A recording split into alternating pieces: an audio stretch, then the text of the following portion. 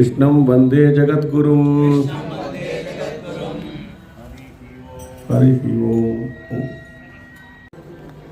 18 పర్వాలలో మహాభారతంలో ఆది పర్వాన్ని ముగించుకున్నాం.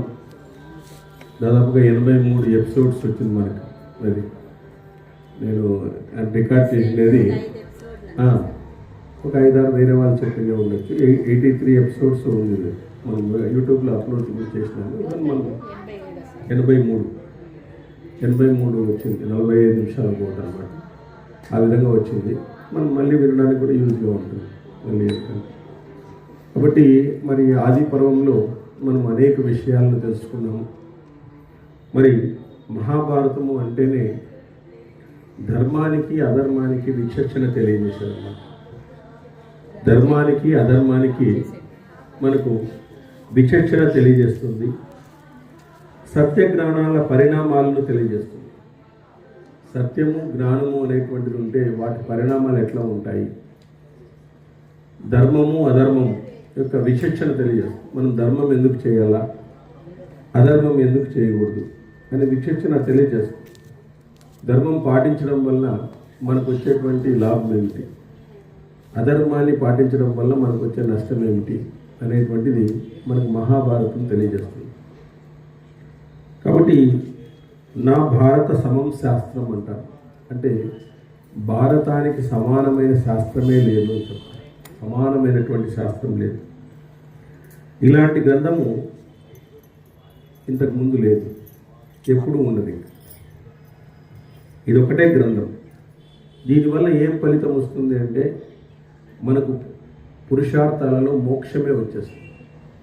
మోక్షం అంటే ఏమి, దుఃఖం ట్రేస్ ఉండదు దాంట్లో, అంత సుఖమే. యవ్వనం ఉంటుంది, అంతా ఉంటుంది. భగవంతుని రాజ్యంలో ఉంటాము, ఆయన దగ్గర ఉంటాం. మోక్షం అంటే ఏమిటంటే ఆ మోక్షం నుంచి మనము వాళ్ళు దేవతలుగా మారిపోతారు, వస్తూ ఉంటారు, మనం కిందకి వస్తూ ఉంటారు, గురువులుగా వీళ్ళందరినీ పంపిస్తూ ఉంటారు భగవంతుడు.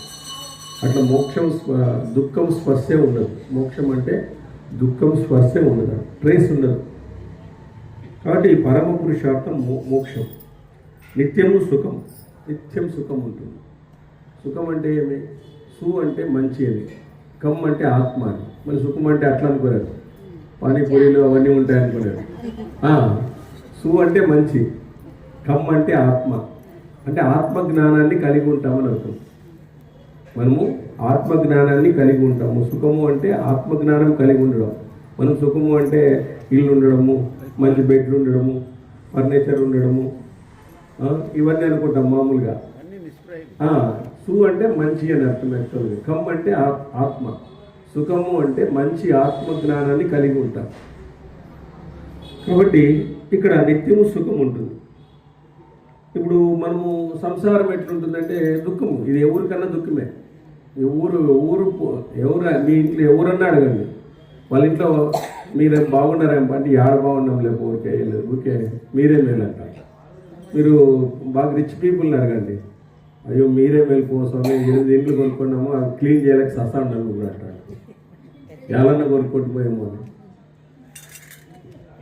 అంతే, పెద్ద ఇండ్లు కొనుక్కున్నాము, దాన్ని ఇప్పుడు నూకేవాళ్ళు లేరు, ఒక్కొరు 5,000 అడుగుతున్నారు ఇంట్లోకి వచ్చి పనిచేసేదానికి. ఎలాన్నా కొనుక్కుంటుపోయాము, ఊరికే ఇట్లా అయిపోతుంది. కొనేవాళ్ళు లేరు, ఏం లేదు, ఎట్లా చేయాలని అట్లా అయిపోయింది. అంటే అందరికీ దుఃఖము. అంటే డిఫరెన్స్ ఉంటుంది. అంటే ఇప్పుడు మనం హాస్పిటల్లో పోయినామనుకో, జనరల్ వార్డులో మనం ఉంటాము, కొంత కాస్ట్లీ వార్డులో వాళ్ళు ఉంటారు. రోగం ఉంటుంది సేమ్, రోగం సేమే, రోగం ఇద్దరికీ ఒకటే, బాధ ఒకటే, కొద్దిగా డిఫరెన్స్ ఉంటుంది అంతే వాళ్ళకి. జనరల్ వార్డులో మనం ఉంటాం, స్పెషల్ వార్డులో వాళ్ళు ఉంటారు. నీకేం పట్టే ఆయనకి గుండె నొప్పి, నీకేం పట్టే ఆయనకి గుండె నొప్పి, అట్లా అనమాట. కాబట్టి పెద్దగా తేడా అంటూ ఉండదు. రిచ్ పీపుల్కి వీళ్ళందరికీ కూడా మనకు జస్ట్. కాబట్టి ఇప్పుడు పెద్ద మంత్రులు అడిగితే జైలుకు పోయింటారు వాళ్ళు, ఎమ్మెల్యేలు మంత్రులు అడిగితే జైలుకు పోయి వచ్చింటారు వాళ్ళు. మా కథలు చెప్తారు, పోప అని చెప్తారు. పెద్ద ఆఫీసర్లు అడగండి, ఊరికే సైన్ పెడితే అప్పుడు జైలుకి వేసినారు. నాకని ఆయన శ్రీలక్ష్మి ఆయన్ని జైలుకి వేసినారు, నిన్ను కూడా బెయిల్ రాలేదు. ఆయన 20 ఏళ్ళ నుంచి జైల్లో ఉంది. ఏదో సైన్ పెట్టిందంట, మైన్స్ గురించి ఏదో సైన్ పెట్టిందంట, రాజశేఖర రెడ్డి పీరియడ్లో పెట్టిందంట సైన్. అయితే ఆయన లోపల వేసేస్తారు. 20 ఏళ్ళ నుంచి లోపల ఉంది ఆయన. ఏదో మైన్స్ గనుల గురించి ఏదో అక్రమంగా సైన్ పెట్టేసింది డబ్బులు తీసుకొని.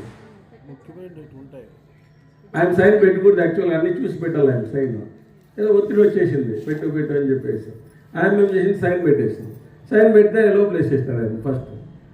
ఆ కేసు అంతా బయటకు వచ్చేసి ఆయన మీద తప్పని తెలిపి బెయిల్ లేదు, ఏం లేదు. ఆయన ఇప్పుడు ఏడుస్తాను ఆయన ఎవరన్నా పెడుతున్నారు సైన్. 20 ఏళ్ళ నుంచి జైల్లోనే ఉంది, కాలేదు అది కేసు ఫైల్ కాలేదు. రాజశేఖర రెడ్డి సీఎంగా ఉన్నప్పుడు ఈమె కలెక్టర్గా కలెక్టర్ ఓఎంసీని ఆయన లాక్కొనేసి సంతకం పెట్టమని చెప్పినాడు. వాళ్ళు ఎత్తి చెప్పొచ్చాను దానికి సంతకం బళ్ళారిలో ఆయన ఉన్నారు చూడండి, ఆయన పేరేమి గాలి జనార్దన్ రెడ్డి, ఆయనకి రాసి అది అదే అనమాట. పెద్ద కేసు అయిపోయి ఆయన చెప్పిన అప్పటి నుంచి ఆయన బెయిల్ లేదు, ఏం లేదు. ఆయన బెయిల్ లేదు, ఏం లేదు. ఓపదాపురం కంటిన్యూ అయ్యమ్మా. పెద్ద పెద్ద పెద్ద కోర్టు కేసు అది, అన్నది కాదు. కోర్టు కేసు అది, పెద్ద కోర్టులు ఉండే కేసు అనమాట. అట్లా నేను ఎవరు సుప్రీంకోర్టుకు పోయింటే ఆయనకి బెయిల్ లేదంట. 10 రోజులు కూడా మళ్ళీ అని చెప్పినారు. ప్రూవ్ అయ్యే వరకు లేదని చెప్పి ప్రూవ్ అయిపోయింది. నీకు ఎంత జీవ కారాగార శిక్ష చేసేస్తామని చెప్పి అట్లా వేసేస్తామని చెప్పినారు. అట్లా మంత్రుల కథ అట్లా అయిపోతుంది, కలెక్టర్ల కథ అట్లా అవుతుంది. వాళ్ళకి సైన్ పెట్టాలో లేదో అర్థం కాదు. ఒకసారి సైన్ పెట్టకపోతే వీళ్ళు ఏం చేస్తారు, ఒత్తిడి చేస్తారు. అందుకే భరతం మనకి అదే చెప్పేది, అనిష్టాన్ని నివారణ చేస్తుంది, సుఖాన్ని ఇస్తుంది, కష్టాలను దూరం చేస్తుంది, సుఖాలను ఇస్తుంది. భారతం అంతా కూడా మనకు అదే తెలియజేసేది. కాబట్టి మనకు డిఫరెంట్ ఉంటుందన్నమాట. కాబట్టి దుఃఖాన్ని ఎవరు తప్పించుకోలేరు. కాబట్టి ఎవరు దుఃఖాలను తప్పించుకుంటారు అంటే ఎవరైతే వేదాలను అధ్యయనం చేసి దాని నుంచి జ్ఞానం పొందుతారో వాళ్ళు దుఃఖాన్ని నివారణ చేసుకుంటారు. అంతే. ఎవరు వేదాలని అధ్యయనం చేసి జ్ఞానాన్ని పొందుతారో వాళ్ళకి దుఃఖం ఉండదు, ఏముండదు. వాళ్ళు ఏం పట్టించుకోరు పెద్దగా, ఏ దాని గురించి వాళ్ళు పెద్దగా పట్టించుకోరు అన్నమాట. సపోజ్ మనము ఏం చేయాలంటే, ఇప్పుడు డాక్టర్ కావాలంటే మనం ఏం చేయాలి, మెడిసిన్ చేయాలి. ఇంజనీరింగ్ కావాలంటే ఇంజనీరింగ్ చేయాలి. కాబట్టి మనము మోక్షం కావాలంటే శాస్త్రం చదవాలి. మోక్షం కావాలంటే శాస్త్రమే చదవాలి. నీకు వేరే ద్వారా రాదు, వేరే ద్వారా మనకు రాదు. తస్మాత్ శాస్త్ర ప్రమాణంతి కార్యకార్య వ్యవస్థితం అంటారు. శాస్త్రం ద్వారానే రావాలి, వేరే ద్వారా రాదు.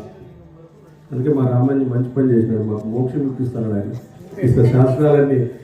శాస్త్రాలన్నీ ప్రవేశపెట్టి మొదలు ఆయన మహాభారతం అయితే నెక్స్ట్ ఏం చేయాలని ఎప్పుడే ఆలోచించుంటాడు. కావాలని గ్రంథపట్టణం అంటే అంత ఇష్టం అనమాట. మాతో ఏడ్చలేదు ఆయన. అట్లా కాదు, దానికి స్ఫూర్తి ఉండాలి కదా, దాన్ని పట్టుకొని చదివించాలనేటువంటి ఒక అదే ఏదన్నా కానీ.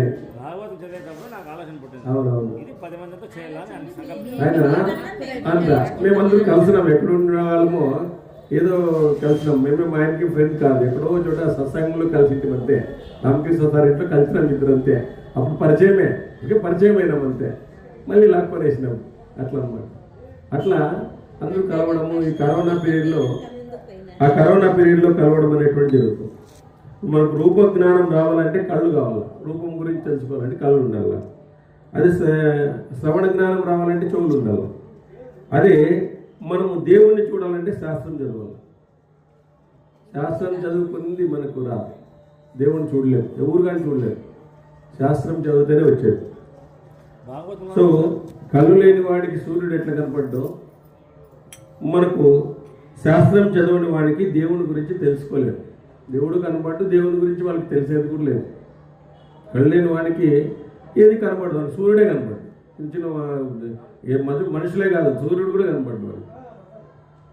కాబట్టి మనకు ఎవరైనా భగవంతుని గురించి సరిగా మాట్లాడకపోతే మనం ఏమన్నాడంటే వాడికి శాస్త్రం తెలియదు అనుకోవాలి అంతే. వాళ్ళని వాదించకపోకూడదు మనం, వాడికి శాస్త్రం తెలియదు కాబట్టి వాడు అట్లే మాట్లాడతాడు, ఏం దిక్తారు మాట్లాడతారు అన్నమాట. సంభాషణ చేయకూడదు. నాస్తికులు ఉంటారు కొంతమంది, అది చూడు దరిద్రం, వాళ్ళ మగమే దరిద్రం అసలు. అది కాబట్టి మనకు భగవంతుని గురించి వాడు సరిగా మాట్లాడలేదు అనుకో, ఏదేదో మాట్లాడుతున్నాడు అనుకో, వాడికి శాస్త్రం తెలియదు అని అర్థం అన్నమాట. కాబట్టి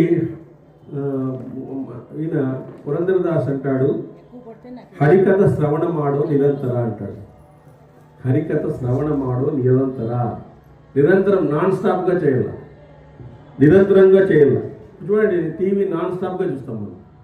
ఏమైపోతుందో ఏమో, అక్కడ లోపల అన్నం పొంగిపోతున్నా కూడా ఢిల్లీ వచ్చేస్తాం. ఏమైపోతుందో ఆయన ఏం మాట్లాడుతుందో, ఏం ఎప్పుడు చంపేస్తుందో, ఇవే కదా సీరియల్ అంటే.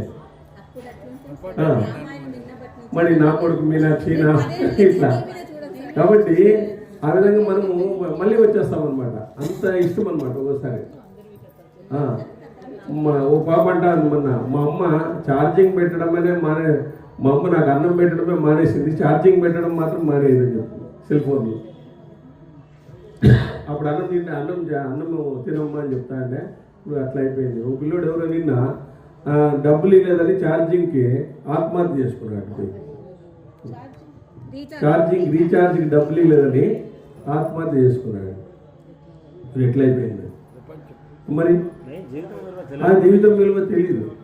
మన ఎక్కడ హాస్పిటల్లో గుజరాత్లో వాళ్ళు ఎవరో ఎంక్వైరీ ఇచ్చినారంట, ఎన్ని ఆపరేషన్లు, గుండె ఆపరేషన్లు చేసినారని అన్ని తీసినారంట బయటికి. తీస్తే వాళ్ళు 100 ఆపరేషన్లు అసలు చేయకూడదంట గుండెకి. 200 ఆపరేషన్లు చేసినారంట. 100 చేయొచ్చంట, 100 అసలుకి అవసరం లేకుండా చేసినారంట. వాళ్ళని అడిగితే ఏమంటారంట, హాస్పిటల్ ఇట్లా జరిగేది మాకు అంటారు. అంటే ఒక్కొక్కరికి ₹1,00,000 సాలరీ కావాలంటే అనవసరమైన ఆపరేషన్ చేస్తేనే ఇప్పుడు ఇట్లా తయారైన హాస్పిటల్స్ ఆపరేషన్ చేసేసినారు. ఇప్పుడు సిజేరియన్ తీసుకోండి, సిజేరియన్ కదా అసలు న్యాచురల్ గా అవుతుంది. యాక్చువల్ గా చెప్పాలంటే భయపడిచ్చేస్తారు. ఏదో బిడ్డ అడ్డం పెరిగిందని మేమంతా న్యాచురల్ గా పుట్టినాము, మాకంతా మేమంతా న్యాచురల్ గా పుట్టినాము. మిడ్ వైఫ్లు చేసేవాళ్ళు యాక్చువల్ గా చెప్పాలంటే, నర్సులు చిన్న నర్సులే చేసేవాళ్ళు. ఇప్పుడు ఏం అసలు దాని సెటప్ ఏమి, పెద్ద పెద్ద హాస్పిటల్ పోయేది, రోజు టెస్టింగ్, రోజు ఎంత గ్రోత్ ఉందనేది అంతా ఏదేదో అంతా. ఇప్పుడు అందుకే వాడు మాట వినడం లేదు. వాడు పొట్లో నుంచి వస్తాడు బయటకు చీల్చుకొని. అందుకే వాళ్ళకి సరైన బంధం ఉండదు, తల్లిదండ్రుల బంధమే ఉండదు. అని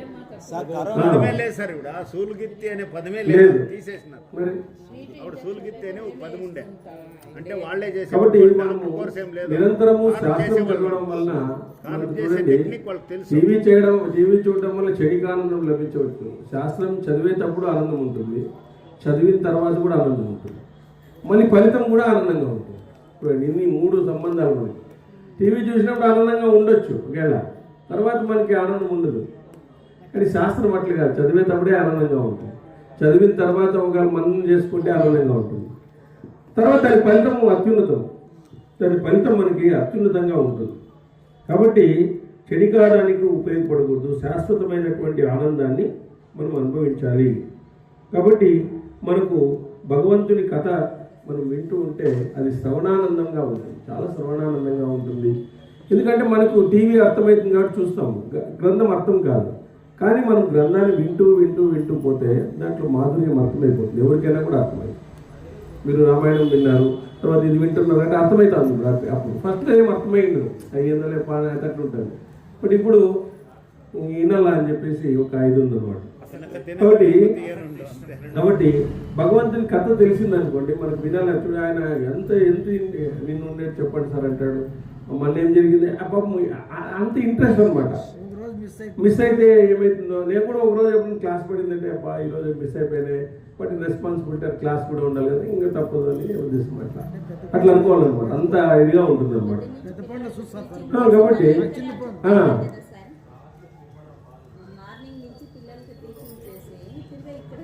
చెప్తా ఉన్నాం, చెప్తున్నామంటే మాకు ఇంట్రెస్ట్ అనమాట. ఆ ఇంట్రెస్ట్ బేసిక్గా ఇంట్రెస్ట్ ఉండడం వల్ల. సో ఇప్పుడు అందరికీ వేదం చదవడానికి అర్హత లేదు. యాక్చువల్గా చెప్పాలంటే అందరికీ వేదం చదివేకి అవసరం లేదు. వేదాధ్యయనం క్రమం వేరే, అర్హత వేరే, వేదాధికారము శక్తి ఉండదు. కొంతమందికే వేదాధ్యయనం ఉంటుంది. వేదం చదివిన వాళ్ళకే మహాభారతం అర్థమవుతుంది. కానీ వేద సారాన్ని వేదం చదివిన వాళ్ళు మనకి మోక్షం అవసరం లేదా? అవసరమే. అందుకోసం వేదవ్యాసులు వారు ఏం చేసినారంటే వేదం చదవని వాళ్ళు కూడా మోక్షం రావాల్సిందే, వాళ్ళు కూడా జ్ఞానం కావాల్సిందే అని చెప్పేసి వేదం యొక్క అర్థాన్నంతా కూడా అందులో పొందుపరిచినారు. బ్రహ్మాది దేవతలంతా ఆయన కోరినారు. కోరితే ఆయన అద్భుతమైనటువంటి పంచమ గ్రంథాన్ని రాయడం అనేటువంటి జరిగిందనమాట. కాబట్టి మనం వేదాధ్యయనము చేయడం లేదు అనేటువంటిది కాదు.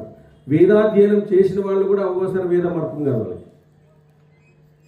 వాళ్ళు కూడా భాగవతం చదవాల్సిందే, భాగవతం ఇవన్నీ చదవాల్సిందే. కాబట్టి ఇద్దరు చదవాలి. మళ్ళీ వేదాధ్యయనం చేసిన వాళ్ళు కొద్దిగా అర్థం కాదు, అది కూడా వేదం కూడా అర్థం కాదు, అంత ఈజీగా అర్థమవుతుందని చెప్పలేము. ఇప్పుడు ఎవరికైనా పండితులు అడగండి 4 మంత్రాలకు అర్థమేమంటే చెప్పలేరు. మంత్రం అయితే వచ్చి ఉంటుంది, బట్టి కొట్టినట్టు చెప్పేస్తారు, దానికి అర్థమేమంటే చెప్పలేరు, ఒక్కోసారి చెప్పలేము. అంత వివరణ స్టడీ చేసిండ్రు. కాబట్టి మనకు ఇప్పుడు ఆర్ట్స్ స్టూడెంట్ ఉన్నాడు అనుకోండి, ఆయనకి మెడిసిన్ సీట్ ఇమ్మంటే ఇస్తారా? నేను ఆర్ట్స్ ఫస్ట్ ర్యాంక్ వచ్చినాను, నాకు మెడిసిన్ సీట్ ఇమ్మంటే ఇరు. ఎందుకంటే నీకు అర్థం కాదు, మెడిసిన్ సీట్ ఇస్తే కూడా నీకు అర్థం కాదు, వెళ్ళి కాదు. కాబట్టి మనకు పళ్ళు లేని వారికి ఏదో మనకు చెరికిచ్చినట్లు ఉంటుంది. పళ్ళు లేని వారికి చెరికిచ్చి ఏం చేస్తాం? వాడేమన్నా తింటాడేమన్నా, అట్లా అయిపోతుంది అనమాట. అంతే.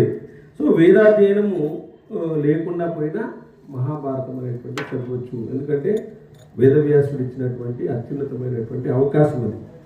కాబట్టి దీన్ని వింటే మనము భారతాన్ని వింటున్నామంటే మోక్షము ఫస్ట్ గేట్లో ఉన్నట్లే, ఇంకా ఎంట్రీ అయినట్లే లోపలికి. రిజర్వేషన్ మనము ఎక్కడైనా ఊరికి కాశీ పోవాలనుకుంటాము, ట్రైన్ ఎక్కుతాం, ట్రైన్ ఎక్కితే ఎక్కకపోతున్నామంటే కాశీ ఖచ్చితంగా తీసిపోతుంది అది. అట్లా మనము ఫస్ట్ మోక్షం ఎంట్రీలో ఉన్నట్లే, మనం వైకుంఠానికి ట్రైన్ ఉన్నట్లేదు, ట్రైన్లో మనకు బెర్త్ ఖరారు అయినట్లే, ఫస్ట్ గేట్ అనమాట. కాబట్టి మనం స్వర్గం ఉంటే మళ్ళీ వెనక్కి వస్తాం. క్షీణే పుణ్య మధ్యలోకం విసంతి అంటారు. స్వర్గం పోయిన వాళ్ళు ఎన్నిక రావాల్సిందే మళ్ళీ, కానీ మోక్షానికి పోయిన వాళ్ళు ఎన్నిక రాలి. మోక్షానికి పోయిన వాళ్ళు ఎన్నిక వచ్చే సమస్య లేదు. కాబట్టి మనకు 1,00,000 శ్లోకాలు ఇది. మరి ఒకసారి తులాభారం వేసినారంట, ఎట్లుంది అని చెప్పేసి. ఫస్ట్ తులాభారం కేసు అది, మహాభారతం తులాభారం. ఫస్ట్ మహాభారతాన్ని భారతాన్ని ఇటు పెట్టి మిగతావన్నీ ఈ పక్క వేసినారంట. అది ఈ పక్క తూగలేదంట అసలు. అన్ని గ్రంథాలు వేసినారంట, పంచమహాగ్రంథాలు అన్నింటినీ వేసినా కూడా దీనికి సరితూగలేదంట. భగవద్గీత అన్నింటినీ పెట్టినారంట, ఇంట్లోనే వచ్చింది. కాబట్టి మహాభారతం లాంటి గ్రంథం లేదు. మహాభారత ప్రతిపాద్యమైనటువంటి శ్రీకృష్ణుడు అంటే దేవుడు లేడు అని చెప్తారు, ఇంట్లోనే ఉంటుందన్నమాట. కాబట్టి అట్లే ఆ విధంగానే కదా మహాభారతం అంత గ్రంథం లేదు, శ్రీకృష్ణుడు అంటే గొప్పవాడు లేదు. అందుకే కదా మనము వెంకటాద్రి సంస్థానం బ్రహ్మాండే నాస్తికించిన వెంకటేశ సమోదేవో నమ్ముతో న భవిష్యత్తు. వెంకటేశ్వరుడు అంటే దేవుడు లేడు, వెంకటాద్రి అంతా ఇది లేదు, బ్రహ్మాండంలో ఎక్కడ కూడా అట్లాంటి అద్భుతమైన క్షేత్రం లేదు అని చెప్పేసి మనం పొగుడుతాం. కాబట్టి ఇది కథల రూపంలో చెప్పినా కూడా దీంట్లో తత్వశాస్త్రం ఇమిడి ఉందన్నమాట. మనకు అర్థమయ్యేదానికి కథల రూపంలో చెప్పినారు, కానీ వాటి వెనుక అద్భుతమైనటువంటి అర్థము ఇందులో మిగిలి ఉంది. మనము బంగారాన్ని లోహం అని తెలుసుకుంటే వేస్ట్, లోహం కాదు, ప్రెషియస్ మెటల్. అది బంగారము మామూలు రాగి ఏదో స్టీల్ అనుకుంటే అర్థం కాదు. బంగారం అంటే దాని ప్రెషియస్ మెటల్ అది. కాబట్టి ఆ విధంగా ప్రెషియస్ మెటల్, కాబట్టి మోస్ట్ ప్రెషియస్ మెటల్ అన్నమాట. కాబట్టి ప్రతి పదము ప్రతి శ్లోకము అంతా కూడా ఆధ్యాత్మికతతో నిండి ఉంటుంది. భారతంలో అన్నీ నిండి ఉంటాయి. బ్రహ్మదేవుడు రాయమని చెప్పినాడు దీన్ని ఎవరికి? వేదవ్యాసుల వారు. వేదవ్యాసులు ఏం చేసినారంటే దీన్ని రాసేకి ఎవరైనా కావాలి కదా అంటే నేను పంపిస్తాను లేవయ్యా గణపతిని అని చెప్పినాడు. వేదవ్యాసుడు పిలుస్తూనే గణపతి వచ్చి కూర్చున్నాడు. మరి గణపతి పెద్దవాడా వేదవ్యాసుడు పెద్దవాడా? వేదవ్యాసుడే పెద్దవాడు, గణపతి కాదు, వేదవ్యాసుడే పెద్దవాడు. ఇక్కడ వేదవ్యాసుడు నారాయణుడు, నారాయణ స్వరూపం. కాబట్టి ఆయన ముందు ఈయన కూర్చున్నాడు. కాబట్టి ఆయన చెప్పినాడు, నేను ఎందుకంటే ఒకసారి మీరు నాన్ స్టాప్గా చెప్పాలి అని చెప్పినాడు. నాన్ స్టాప్గా ఎందుకు చెప్పమని చెప్పినాడంటే గణపతికి జ్ఞానం అంటే అంత ఇష్టం అనమాట. అందుకని నాన్ స్టాప్గా చెప్పాలని చెప్పినాడు. మీరు నాన్ స్టాప్గా నాకు చెప్పాలి, భారత నేను రాస్తూ ఉంటాను, కానీ వేదవ్యాసుడు ఒక టెస్ట్ పెట్టినాడు, నాన్ స్టాప్గా ఏం రాస్తూ ఉండవు కానీ ప్రతిదీ అర్థం చేసుకుని రాయాలి కూడా అని చెప్పాడు. ఊరికే కాదు రాసేది, నీకు ప్రతిదీ అర్థమయ్యేటట్లు రాయాలా, అర్థం కాకుండా నిలబెట్టని చెప్పినాడు. నువ్వు ప్రతిదీ అర్థం చేసుకొని రాయాలా, నీకు అర్థం కాకపోతే మళ్ళీ స్టాప్ చేసి రేపు రాపని చెప్పాడు. ఆయన ట్విస్ట్ పెట్టినాడు. సార్ చదువుతాడమ్మా, ఊరికే చదివితే మనకి అర్థం కాదు, దాంట్లో తాత్పర్యం చెప్తాడు కాబట్టి మనకు అర్థమవుతుంది. అదే కాబట్టి నువ్వు తెలుసుకొని దాన్ని ముందుకు పోవాలా ప్రతిదాన్ని కూడా అని చెప్పేసి నాన్ స్టాప్గా మనం టీవీ చూస్తాం, కానీ నాన్ స్టాప్గా ప్రవచనం మీద నాన్ స్టాప్, మనది ఫుల్ స్టాప్, మనదంతా ఫుల్ స్టాప్ వ్యవహారం. టీవీలో నాన్ స్టాప్ అయిపోయింది. అంటే ఫుల్ స్టాప్ కాకుండా కమా పెట్టుకొని వింటూ ఉండాలి, ఎప్పుడు కూడా మనం వింటూ ఉండాలి. కాబట్టి నాన్ స్టాప్గా అర్థం చేసుకొని, ఎందుకంటే నాన్ స్టాప్గా మనం చేయకుండా పోతే నిరర్థకం, అపార్థం సార్థకం కాదనమాట ప్రవచనం. సో ప్రవచనం ఎప్పుడు కూడా మనకు రుచి తెలియకపోతే వంట ఎట్లా ఉండదో ప్రవచనం జ్ఞానాన్ని అందించాలి. ఎప్పుడు కూడా ప్రవచనాన్ని, జ్ఞానం అనేటువంటిది అందించాలి. మనము దేవుని పూజను చేస్తూ ఎంజాయ్ చేయాలి. చాలామంది దేవుని పూజ చేసేకి ఎంజాయ్ చేయరు, అయ్యో ఇది పొద్దున్నే చేయాలి అని అనుకుంటారు. అట్లా అనుకోకూడదు, ఎంజాయ్ చేస్తూ చేయాలి. అది టీవీ చూడండి, ఎంజాయ్ చేస్తూ చూస్తాం మనం. లాస్ట్ ఓవరు, లాస్ట్ బాల్ అనుకో ఎట్లు చూస్తాం, ఇంకా పక్కన ఎవరిని వచ్చి కొట్టేస్తాం అట్లా అనమాట. అది కాబట్టి ప్రతి పదాన్ని, ప్రతి శ్లోకాన్ని కూడా బాగా చదవాలి. వాటిలో ఉండేటువంటి అంతరార్థాన్ని చదవాలి. మనం థర్డ్ క్లాస్ పూజ చేసి ఫస్ట్ క్లాస్ ఫలితం రావాలంటే ఏడొస్తుంది? మనం థర్డ్ క్లాస్ పూజ చేసి ఫస్ట్ క్లాస్ మనకు రావాలంటే ఎట్లా వస్తుంది ఫలితము? మనం ఫస్ట్ క్లాస్ పూజ చేసి ఫస్ట్ క్లాస్ రావాలంటే వస్తుంది. మనం థర్డ్ క్లాస్ ఇంట్రెస్ట్ లేకుండా పూజ చేసి మాకు స్వామి అన్నీ వచ్చేసేయాలి అయిపోతుందని చెప్పేసి మనం అనుకుంటే అది రావన్నమాట. కాబట్టి మనం టీవీ చూస్తున్నప్పుడు ఏ విధంగా అయితే నిమగ్నం అవుతామో మనం ఈ ప్రవచనాన్ని వింటున్నప్పుడు కూడా అంత ఇదిగా చేయాలి. ఎందుకంటే శాస్త్రం చదవాలంటే, శాస్త్రము మనకు అర్థం కావాలంటే శ్రద్ధ ఉండాలా, జ్ఞానం ఉండాలా. తర్వాత శాస్త్రము ఆమోదించిన రీతిలో మనము బ్రతకడానికి నిశ్చయించుకోవాలి.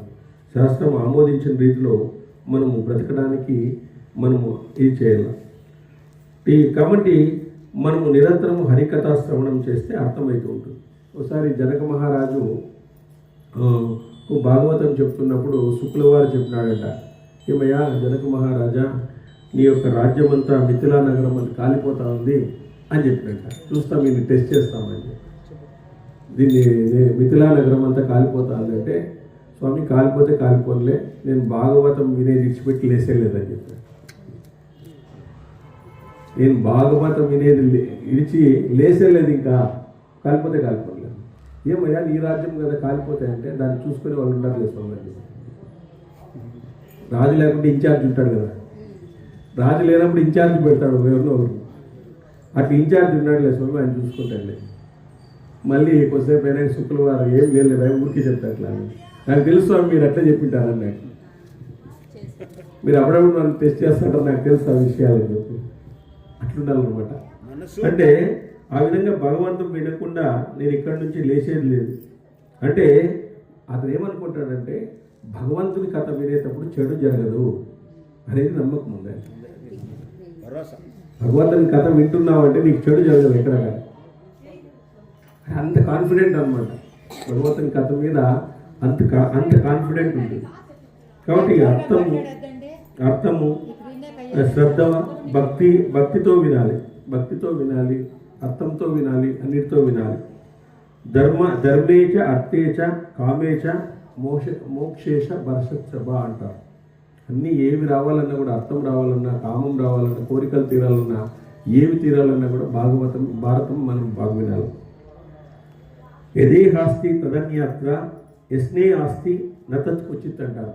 అంటే ఏమి, బాగా ప్రపంచంలో లేనిది, ప్రపంచంలో ఉన్నదంతా భాగవతంలో ఉంది, భారతంలో ఉంది. భారతంలో లేనిదేది ప్రపంచంలో లేదండి. ప్రతిదీ కూడా మనం టెస్ట్ ట్యూబ్ బేబీ నుంచి అన్నీ తీసుకున్నా కూడా, ఈ రోజుకి తులాభారం కేసు తీసుకున్నా, ఏది తీసుకున్నా కూడా భాగవతంలోనే మొదలైంది, భారతంలోనే మొదలైంది అన్నీ కూడా. అంటే దీన్ని ఎన్సైక్లోపీడియా అంటారు. ఎన్సైక్లోపీడియా అంటే విజ్ఞాన సారస్వం, విజ్ఞానం దీంట్లో మొత్తం అంతా కూడా దీంట్లో విజ్ఞానం ఉందన్నమాట.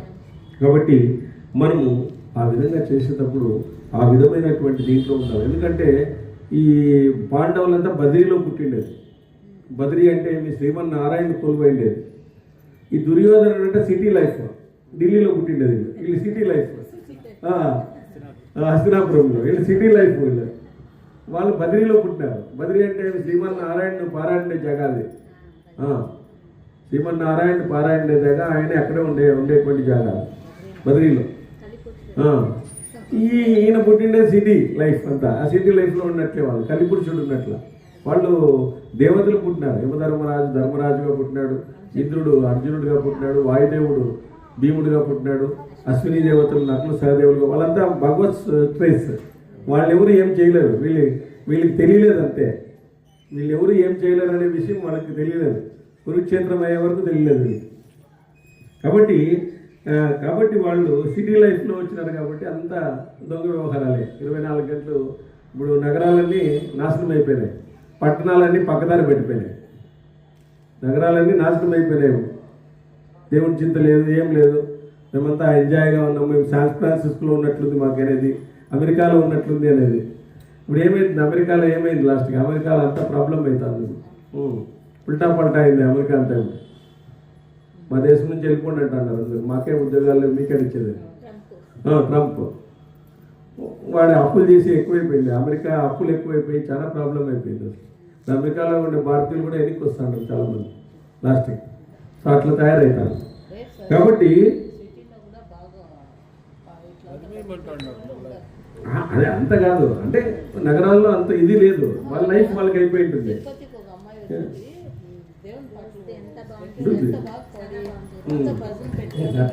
ఆ సిటీ లైఫ్ అట్లా ఉంది కాబట్టి, అంటే సిటీలో అందరూ అని కాదు, అంటే మెజారిటీ ఆఫ్ పీపుల్ దాంట్లో ట్రాఫిక్ జామ్లోనే ఉంటా ఉంటారు అంతా. ఇప్పుడు కొంతమంది బెంగళూరులో పోతే ట్రాఫిక్ జామ్లో ఎక్కువ ఉంటారు ఆఫీస్లో కంటే. వాళ్ళు ట్రాఫిక్ జామ్లో 4 గంటలు ఉంటే ఆఫీస్లో 2 గంటలు ఉంటారు. టైం ఎక్కువైపోతుంది వాళ్ళకి, ఇంటికి చేరేదే కష్టమైపోతుంది ఒక్కోసారి. అట్లా అయిపోయింది. రోడ్లు ఎన్ని వేసినా అర్థం కావడంలే, ఎన్ని చేసినా అర్థం కావడం. కాబట్టి ఈ విధంగా మహాభారతాన్ని మనము ఇంత గొప్పగా మనం వింటున్నాము అంటే భగవంతుని యొక్క కృప మన మీద ఉంది కాబట్టి ఈరోజు రామాయణం మహాభారతం చదివినంటే మాలో నడవడికి ఎట్లా వచ్చిందంటే ఇక్కడుండే వాళ్ళు మాత్రమే.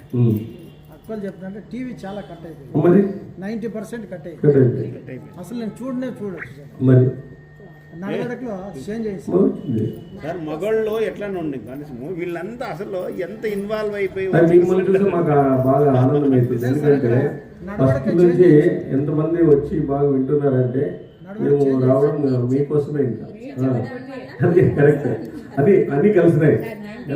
ఎందుకంటే ఈ సత్సంగం అంటే ఇప్పుడు కొంతమంది సత్సంగాలు ఏదో చేస్తుంటారు, అక్కడ ఉండేవాళ్ళు అక్కడ ఆ రోజు వస్తారు, ఇక్కడ ఉండేవాళ్ళు ఇక్కడ ఒక రోజు వస్తారు, అక్కడ ఉండేవాళ్ళు ఒక రోజు వస్తారు. అట్లా గ్రూప్ ఫామ్ కాదు వాళ్ళకి, మంది ఒకే గ్రూపే.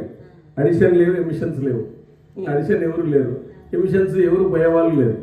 ఎవరు 1 or 2 ఎక్స్ట్రా వస్తారే కానీ ఇక్కడ నుంచి పోయేవాళ్ళు ఎవరు లేరు. అందరికీ ఇష్టమే, బాగా చేయాలా, ఇది వినాలా అని చెప్పేసి అట్లాంటి ఇష్టం ఉందన్నమాట. అది ఆ ఇష్టమే మనకు మంచి చేస్తుంది, అనిష్ట నివారణం చేస్తుంది, దుఃఖ నివారణం.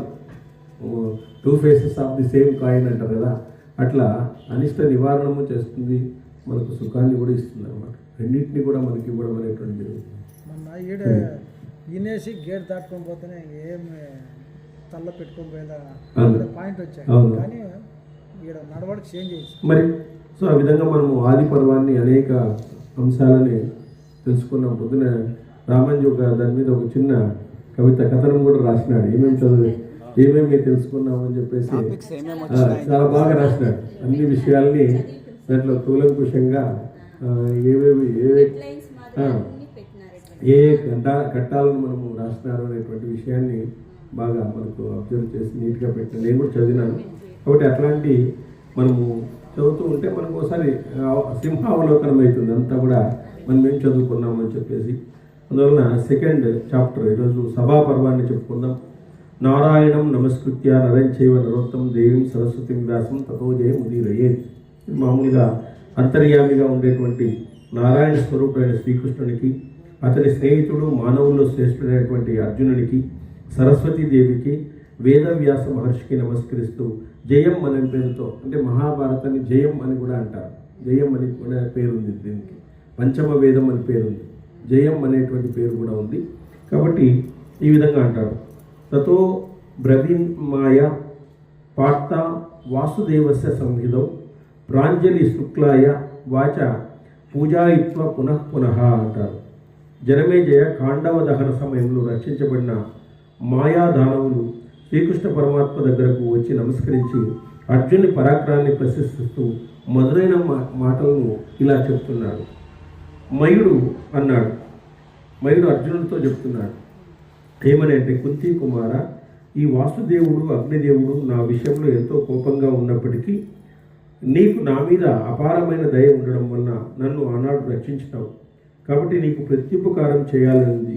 నీకు ఏ విధంగా ఏమి చేయాలో చెప్పు అని అడిగాడు. మయుడు, కుంతి కుమార, ఈ వాసుదేవుడు అగ్నిదేవుడు నా విషయంలో కొంత కోపంగా ఉన్నారు. నాకు నా మీద అపారమైన దయ ఉండడం వలన నన్ను ఆనాడు రక్షించినావు, మయుడిని రక్షించినాడు. కాబట్టి నీకు ప్రత్యుపకారం చేయాలనుంది. నీకు ఏ విధంగా ఏమి చేయాలో చెప్పు అని అడిగాడు. అంటూనే అర్జునుడు, మయాసుర, నువ్వు ఈ విధంగా కృతజ్ఞత వెల్లడించడమే నాకు మహోపకారము. ఇట్లా కృతజ్ఞత చేసిన మేలును గుర్తుపెట్టుకోవడమే కృతజ్ఞత అంటారు. అంటే ఇది పెద్ద శూనం. మానవునికి ఉండేటువంటి విశేష ధర్మం ఏమిటంటే కృతజ్ఞత కలిగి ఉండాలి. మనకెవరైనా హెల్ప్ చేసినారు అంటే దాన్ని గుర్తుపెట్టుకోవాలి. వీలైతే వాళ్ళకి ప్రత్యుపకారం చేయాలి. ప్రత్యుపకారం చేయలేదనుకోండి, వాళ్ళని నమస్కరించాలి. వాళ్ళు చూసినప్పుడు నమస్కరించాలి. మీ వల్ల ఈ విధంగా ఉన్నాం మేము అని చెప్పేసి నమస్కరించాలి. అది కృతజ్ఞతతో ఉన్నాడు. అశ్వసేనుడు అర్జునుడికి విరోధవుతాడు. కాబట్టి నీకు శుభం కలుగుగాక, నువ్వు వెళ్ళవచ్చు. నా విషయంలో ఎప్పుడూ ప్రీతితో ఉండు, మేము కూడా మీ యందు ప్రీతితో ఉంటాము అని తెలియజేసినాడు. మయుడు అన్నాడు, సర్వోత్తమ, అర్జునుడు చెప్పిన ఈ మాట మహాపురుషులకు తగిన మాటే. అయినా మీ యందు ప్రీతితో ఏదో ఒకటి చేయాలని కుతూహలంగా ఉన్నాను అన్నాడు. అర్జున, నేను దానవులకు శిల్పాచారుణ్ణి, శిల్ప విద్యలో నేర్పడిని. అందుచేత ఏదో ఒకటి నిర్మించి ఇస్తాను. మీకు ఏదో ఒకటి నిర్మించి ఇస్తాను. నేను స్వతహాగా శిల్పిని కాబట్టి నేను ఏదో ఒకటి నిర్మించి ఇస్తాను అంటాడు. అర్జున, పూర్వం నేను రాక్షసుల కోసం భవనాలు నిర్మించినాను. చాలా రమణీయమైనవి, సుఖభోగాలకు ఆటపట్టు లాంటివి, అనేక ఉద్యానవనాలు, అనేక చెరువులు, పవిత్రమైన అస్త్రాలు, శస్త్రాలు, ఇష్టం వచ్చిన రీతిలో నడిచే రథాలు, విశాలమైన నగరాలు, అట్టహాసంగా ఉండే ప్రాకారాలు, వాహనాలు, అనేక కాలువలు మొదలైన విచిత్రంగా ఉండేటట్లుగా నేను నిర్మించినాను. అందుచేత అర్జున, నీకు కూడా అలాంటిది నిర్మించి ఇవ్వాలని అనుకుంటున్నా. ఏదన్నా నీకు భవనము ఏదో ఒకటి నిర్మించి ఇవ్వాలని నాకు చాలా కుతూహలంగా ఉంది అన్నాడు. అప్పుడు అర్జునుడు ఇలా అన్నాడు, శిల్పి, నీకు ప్రాణ సంకట స్థితిలో నేను రక్షించాలని అనుకుంటూ నా కోసం ఏదో ఒక పని చేయాలని అనుకుంటున్నావు కదా. ఇట్లాంటి సమయంలో నా కోసం నువ్వు ఏమీ చేయవద్దు, ఏం అవసరం లేదు. నువ్వు ప్రాణ సంకట స్థితిలో ఉన్నప్పుడు నేను నిన్ను రక్షించినాను. మయాసుర, కానీ ఈ సంకల్పం వ్యర్థం కారా సుమ. నువ్వు ఏదన్నా చేయాలి అనుకుంటే అది శ్రీకృష్ణ పరమాత్మ కోసం చెయ్యి, నా కోసం కాదయ్యా. ఆ పరంధాముడైనటువంటి శ్రీకృష్ణ పరమాత్మునికి చెయ్యి. అప్పుడు నా విషయంలో నీ కర్తవ్యం పూర్తి అయినట్లయితుంది. అంటే నువ్వు భగవంతునికి చేస్తే అది భక్తునికి వచ్చినట్టుగా ఉంటుంది. భగవంతుడేమీ తీసుకోడు, అది భక్తుడు చేసినట్టే ఉంటుంది. భగవంతునికి మనం ఏం చేసినా ఆయనే పెద్దగా తీసుకోడు. ఎందుకంటే ఆయన పంచి తెచ్చిలేవు నువ్వు. ఆయన బ్రహ్మాండం అంతా నిండి ఉన్నాడు, అంత పంచి ఆడ తెచ్చిస్తావు నువ్వు చెప్పు. బ్రహ్మాండం అంతా నిండి ఉండే ఆయనకి పంచి కడతావా? నువ్వేమన్నా నీ కోసం కట్టుకోవాల్సిందే, అది మళ్ళీ తీసుకుని నువ్వే కట్టుకుంటావు అంతే. అంతే కదా. కాబట్టి భగవంతుడికి మన కోసం మనం ఏదో చేసుకుంటున్నాం, కానీ ఆయన ఏమి ఇవన్నీ ఆర్భాటాలు ఏమి చూడ్డా. ఆయనకి ఏ ఆర్భాటాలు అవసరం లేదు. ఆయనకి ఎన్ని పూలు వేసినా కూడా ఆయన నీ కోసమైతే నువ్వు పూలు వేసుకున్నావు, ఆ కోసం ఏం అవసరం లేదు అంటాడు. ఎందుకంటే నేను సృష్టించినవే నాకు ఇస్తాను, ఏమి ఇస్తాను నువ్వు. ఈశ్వరుడితో భక్తుడు మొరపెట్టుకుంటాడు, స్వామి కామధేను తెచ్చిస్తామంటే అని, పాలు తెచ్చిస్తే వేస్తామంటే కామధేను నీ దగ్గర ఉంది. నీ కోరికను తీరుస్తామనుకుంటే కల్పవృక్షం నీ దగ్గర ఉంది. డబ్బులు ఇస్తామనుకుంటే కుబేరుడు నీ దగ్గర ఉన్నాడు. మరి నీకు ఏమి ఇవ్వాలి నేను అని అడుగుతాడు ఆయన. ఏమి ఇవ్వాలా నేను? నాకు ఒక తిక్క మనసు ఒకటి ఉంది, ఆ తిక్క మనసును కుదిరించేటట్లుగా ఆ మనసును నీకు ఇస్తాను అని చెప్తాడు ఆయన. అది నాకు అందదు, నీకు నీ యొక్క హెల్ప్తో దాన్ని ఏమన్నా సరి చేస్తావేమో చేయి నాకు. నీకు ఏమి ఇవ్వలేను నేను, ఏమి ఇచ్చినా నీకు తక్కువే అవుతుంది. కామధేనువు కల్పవృక్షం తీర్చేవు మనం తీర్చగలమా? కుబేరుడు నీ ముందు చేతులు కట్టుకొని నిలబడి ఉంటాడు. మరి నేనేమి ఇవ్వాలి మీకు? నాకు కంట్రోల్ కానీ నియంత్రణ లేని ఒక మనసు ఉంది, ఆ మనసును నీ ముందు పెడతాను, దాన్ని సరిచేస్తే చాలు నువ్వు అని చెప్పి. అంతే కదా, అంతే కదా. ఇంకా కాబట్టి కోరుకునేది అది. కాబట్టి మనసును నిగ్రహం చేసుకోవడమే ఆధ్యాత్మికతలో ప్రథమ మెట్టు అది. మన మనసుని నిగ్రహం చేయాలనే మనం ఇవన్నీ చేస్తాండి ఈరోజు. ఆ మనసు నిగ్రహం లేకుండా పోతే నువ్వు ఎన్ని చేసినా వేస్టే. అందుకని శంకరాచార్యులు అంటారు, నా మనసు కోతి లాంటి స్వామి, దాన్ని భక్తి అనే తాడితో కట్టేసేయండి. నా మనసు కోతి లాంటిది, దాన్ని భక్తి అనే తాడితో పూర్తిగా కట్టేసేది ఫస్ట్ నువ్వు అని చెప్పి శంకరాచార్యులు వారు అంటారు. అట్లా ఆ మనసు నిలవదు. అది నిలవాలంటే ఎంతో ఇది ఉండాలి, యోగ్యత ఉండాలి. ఆ యోగము యోగ్యత రావాలంటే భగవంతుని యొక్క ఇది ఉండాలి, మన కరుణ అనుగ్రహం ఉంటేనే ఆ మనసు నిలబడేది, అంత ఈజీగా కాదు. కాబట్టి నువ్వు ఏదైనా చేయాలనుకుంటే ఆయన కోసం చేయవయ్యా, అప్పుడు నా విషయంలో నీ కర్తవ్యం కూడా పూర్తి అయినట్లు ఉంటుంది అని చెప్తాడు జనమేజయ రాజా. అప్పుడు మయుడు శ్రీకృష్ణ భగవాన్ని వేడుకున్నాడు. శ్రీకృష్ణ భగవాన్ 2 నిమిషాలు మౌనంగా ఉండి ఇతనికి ఏం చేయమని చెప్పాలి అని ఆలోచించినాడు. ఇంకేం చేయమని చెప్పాలా? శ్రీకృష్ణ భగవాన్ అడిగినాడు, వేడుకున్నాడు, స్వామి మీరంటే చెప్పండి. అర్జునుడు మీరేం చేయమంటే అది చేయాలని చెప్తున్నాడు, మీరేం చెప్పండి అంటే ఆయన 2 నిమిషాలు ఏం చేయమని చెప్పాలా అని ఆయన కూడా ఆలోచించినాడు. శ్రీకృష్ణ భగవానుడు మనసులో బాగా ఆలోచించి పరమాత్మ, శిల్ప ప్రవీణ్ అయిన మయాసుర, నువ్వు ఏదో ఒకటి చేయాలనుకుంటున్నావు కదా, ధర్మరాజు కోసం ఒక మంచి సభాభవనాన్ని నిర్మించు అన్నాడు. చూడు, సభాభవనాన్ని నిర్మించాయి. నువ్వు ఏదో నిర్మిస్తాను అంటున్నావు కదా, అన్ని శిల్పాలు చెక్కిస్తాను అవి చెక్కిస్తాను అంటున్నావు కాబట్టి ఒక పెద్ద భవనాన్ని నిర్మించు, అది ధర్మరాజుకి అవుతుంది, వాళ్ళ పాండవులకి అవుతుంది, పాండవులకే ఇచ్చేసినారు. పాండవుల పక్షంలోనే పార్లమెంట్ ఉన్నట్లు అన్నమాట. మానవులందరూ ఆ సభాభవనాన్ని చూసి ఆశ్చర్యపడేటట్లు నిర్మించాలి. చాలా ఆశ్చర్యపడాలా, చాలా ఇదిగా ఉండాలి. దానికి సమానమైంది ఇంకోటి ఉండకూడదు, కండిషన్స్ పెడుతున్నాడు. దానికి సమానమైంది ఇంకోటి ఉండకూడదు. అలాంటి సభాభవనాన్ని నిర్మించాలని చెప్తున్నాడు. కాబట్టి మయాసురు అటువంటి సభాభవనాన్ని తయారు చేయి. ఆ నిర్మాణంలో మానవులు, రాక్షసుల యొక్క, దేవతల యొక్క మనోవృత్తులు, శిల్ప నైపుణ్యాలు నీ ద్వారా వ్యక్తం కావాలి. దాంట్లో మానవుల యొక్క స్వభావాలు ఉండాలా, రాక్షసుల యొక్క స్వభావాలు, దేవతలు, మనోవృత్తులు అన్నీ, అట్లాంటి శిల్పాలన్నీ ఉండాలి. ఆ భవనం మీద శిల్పాలన్నీ అట్లా ఉండాలని చెప్తున్నాడు. రాజా ఈ విధంగా శ్రీకృష్ణుడు ఇచ్చిన ఆజ్ఞను స్వీకరించి మయుడు చాలా సంతోషించినాడు. విమానంతో సమానమైన సభను యుధిష్ఠిరుని కోసం తయారు చేయడానికి నిశ్చయించినాడు. ఆ తర్వాత కృష్ణార్జునులు ఇద్దరు ధర్మరాజు దగ్గరికి వెళ్ళి మయునితో వెళ్ళి ఆ విషయాన్ని చెప్పినారు. ఆ విషయాన్ని ధర్మరాజు కూడా నివేదించినారు. భరత, ధర్మరాజా, ఆ మయాసురునికి తగిన సత్కారం చేయండి. మయుడు కూడా సత్కారాన్ని ఆదరంతో స్వీకరించారు. మయునికి సత్కారం చేశారు. ఆయన ఆదరంతో ఆ సత్కారాన్ని స్వీకరించినారు. రాజా అప్పుడు మయాసురుడు పాండవులకు దైత్యుల ద్వారా రాజైన వృషపర్వుని చరిత్రను తెలియజేశాడు. వృషపర్వుని చరిత్రను తెలియజేశాడు. మయుడు అక్కడ కొన్ని రోజులు విశ్రాంతంగా గడిపి చక్కగా ఆలోచించి మహాత్ములైన పాండవుల కోసము సభను తయారు చేయడం ఆరంభించినాడు.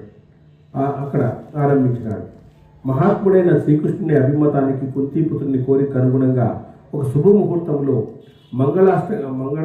మంగళాష్టకం చేసి వేలాది బ్రాహ్మణులకు క్షీరాన్నంతో సంతృప్తి కలిగించి అనేక విధాలుగా ధనాన్ని దానం చేశాడు. ఆ తర్వాత ఆ సభను తయారు చేయడానికి 4 వైపులా 10,000 జానులు పొడవు, 10,000 జానులు వెడల్పు కలిగిన ఒక ప్రదేశాన్ని నిర్ణయించుకొని సభా నిర్మాణ కార్యక్రమాన్ని ప్రారంభించినాడు. 10,000 జానులు ఇట్లా పొడవు, ఇట్లా వెడల్పు అంత భూమిని తీసుకొని అక్కడ ఒక సభా నిర్మాణం చేయాలని కార్యక్రమానికి సిద్ధపడ్డాడు. జనమేజయ పరమ పూజ్యుడైనటువంటి భగవానుడు శ్రీకృష్ణుడు కాండవ ప్రస్థంలో ఉంటూ ప్రేమాస్పదులైన పాండవుల ద్వారా నిత్య పూజలు అందుకుంటూ సుఖంగా ఉంటున్నాడు.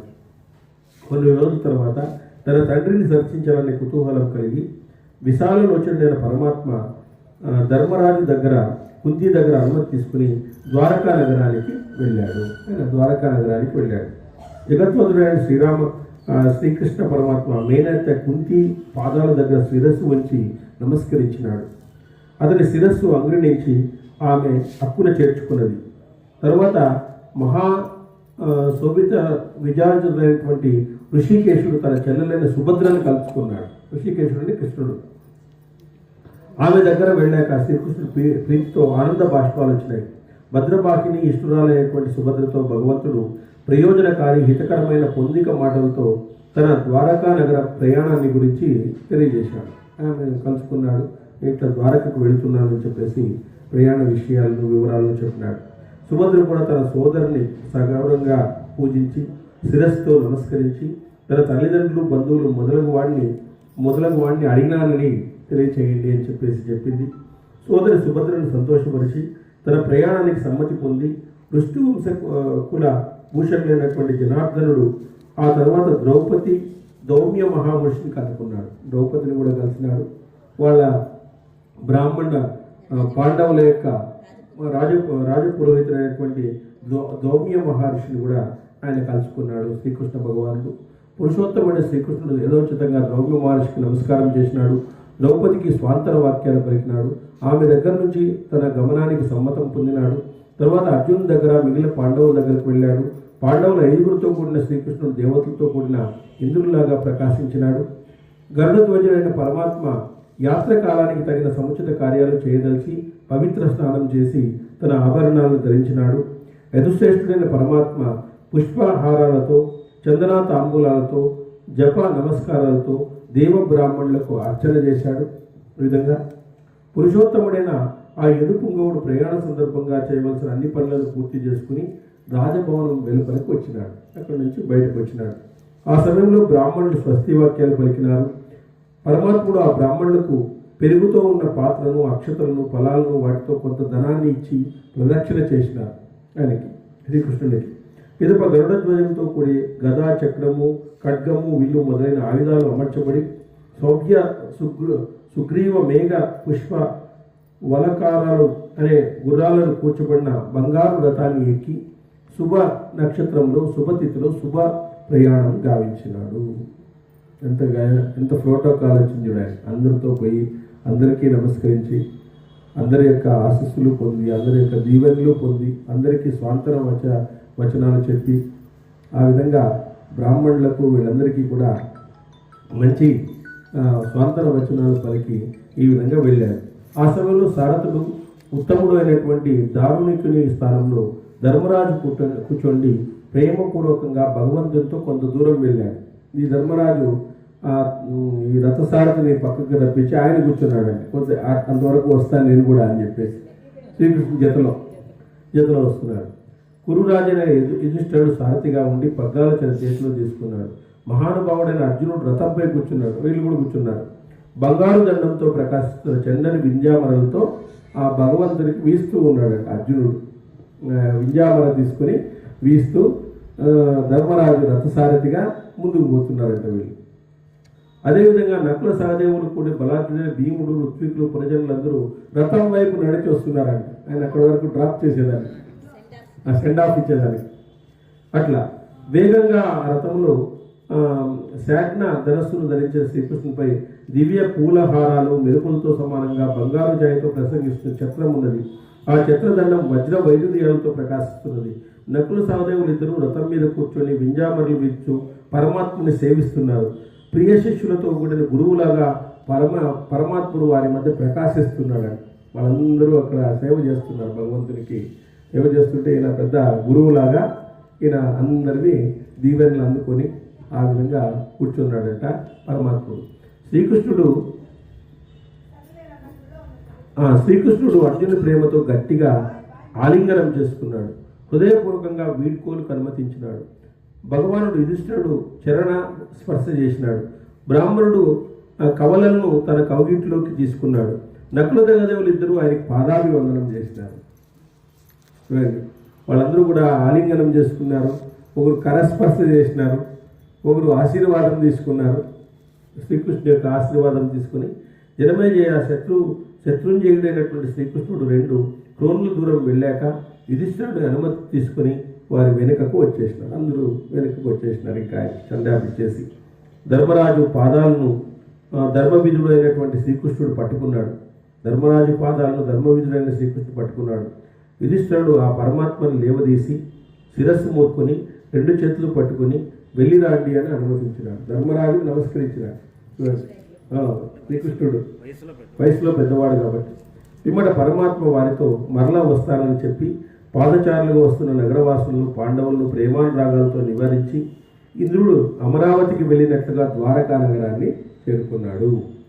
పాండవులందరూ తమ దృష్టికి కనబడే వరకు రథంపై చూస్తూనే ఉన్నారంట. అంత దూరం వరకు ఆయన కనబడే వరకు రథంతో చూస్తున్నారంట. ఎందుకంటే మళ్ళీ ఎప్పుడు వస్తాడో ఆ భగవంతుని దర్శనం ఎట్లా అవుతుందో ఏమో.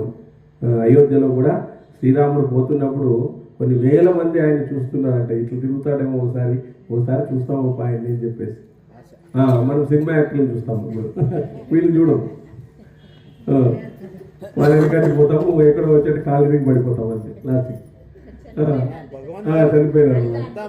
అదే భగవంతుని మీద ప్రీతి ఎంత ఉంది అని చెప్పేదానికి రథంపై వాళ్ళు వస్తున్నారు అనమాట.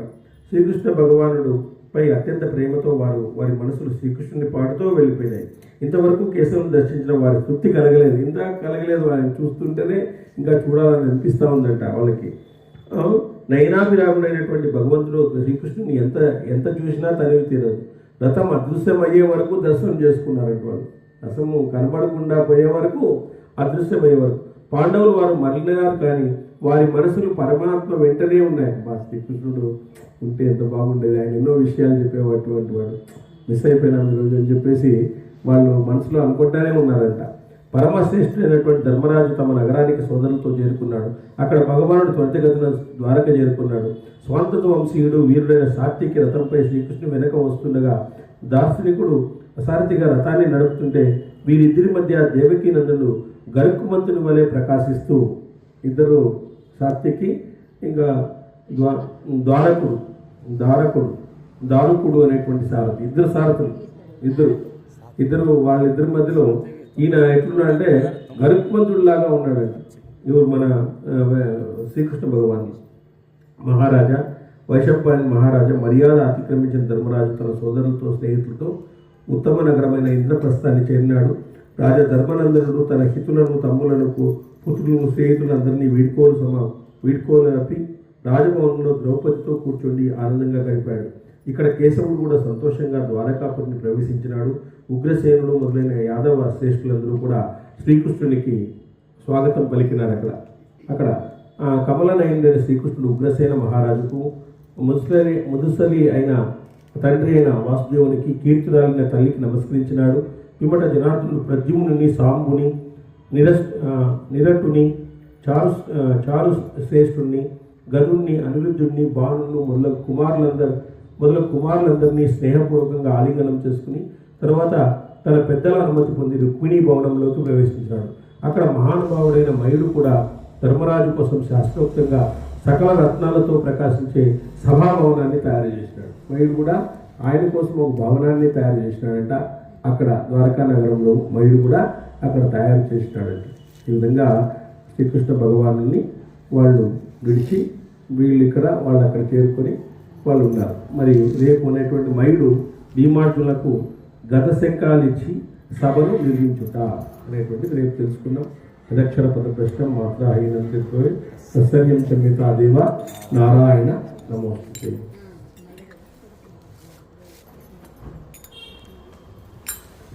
సర్వమంగళ రామ సీత రామ రామ సర్వవిత శాంతిదాత రామ రామ